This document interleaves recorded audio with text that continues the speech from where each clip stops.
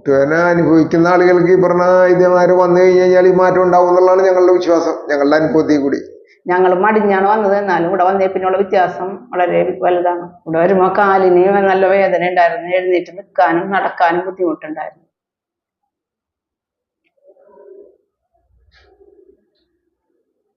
ഇപ്പൊ എക്സസൈസ് ചെയ്തതിന് ശേഷം നടക്കുമ്പോൾ വേദന കുറഞ്ഞിട്ടുണ്ട്, മുട്ടിന് വേദന ഇല്ല. പിന്നെ അതേമാതിരി ചെറിയ ചെറിയ ജോലികളൊക്കെ ചെയ്യാൻ പറ്റുന്നുണ്ട്. കാല് നന്നായിട്ട് ഒരയണ വേദനയായിരുന്നു മുട്ടിന്. പിന്നെ ഇപ്പൊ എക്സസൈസ് ചെയ്തതിന് ശേഷം സ്വന്തമായിട്ട് ദിവസേന നടന്ന് പള്ളിയിൽ പോകാൻ പറ്റുന്നുണ്ട്.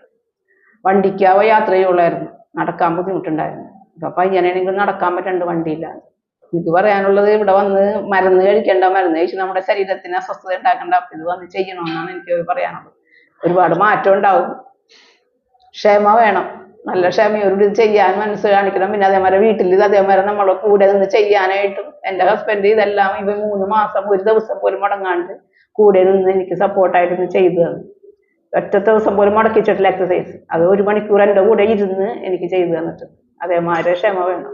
ഞങ്ങൾ മടിഞ്ഞാണ് വന്നത്, എന്നാലും ഇവിടെ വന്നേ പിന്നുള്ള വ്യത്യാസം വളരെ വലുതാണ്. മുട്ടുവേദന അനുഭവിക്കുന്ന ആളുകൾക്ക് ഈ പറഞ്ഞ വൈദ്യന്മാർ വന്നു കഴിഞ്ഞാൽ ഈ മാറ്റം ഉണ്ടാവും എന്നുള്ളതാണ് ഞങ്ങളുടെ വിശ്വാസം, ഞങ്ങളുടെ അനുഭവത്തിൽ കൂടി. കറക്റ്റ് 3 മാസം 3 മാസം 3 മാസം 2 ദിവസം 19-ാം തീയതി വന്ന. ഒരു ദിവസം പോലും എക്സസൈസ് മുടക്കിയിട്ടില്ല. പിന്നെ 5 ദിവസം പനിയായിരുന്നപ്പോൾ ഞാൻ വിളിച്ചു ചോദിച്ചു, അപ്പം മുടക്കിക്കോളാൻ പറഞ്ഞു. അപ്പം മുടക്കി. മരുന്ന് ഒറ്റ ദിവസം പോലും ഒരു മരുന്ന് ഞാൻ കഴിച്ചിട്ടില്ല ഇതിന് ശേഷം. അതിക്ക് മുമ്പ് നല്ലോണം മരുന്ന് കഴിക്കുമായിരുന്നു ഞാൻ. 4 ഗുളിക വേദനയുടെ പെയിനിലും ഗുളിക കഴിച്ചിട്ടാണ് ഞാൻ ജോലിയൊക്കെ ചെയ്തിരുന്നത്. ഒറ്റ ഗുളിക പോലും ഞാൻ കഴിക്കണില്ല. ഇവിടെ വന്നേ പിന്നെ പനി വന്നപ്പോൾ ഉണ്ടായ മരുന്ന് കഴിച്ചത് മാത്രം, അതിനുശേഷം ഒരു ഗുളിക പോലും ഞാൻ കഴിക്കണില്ല.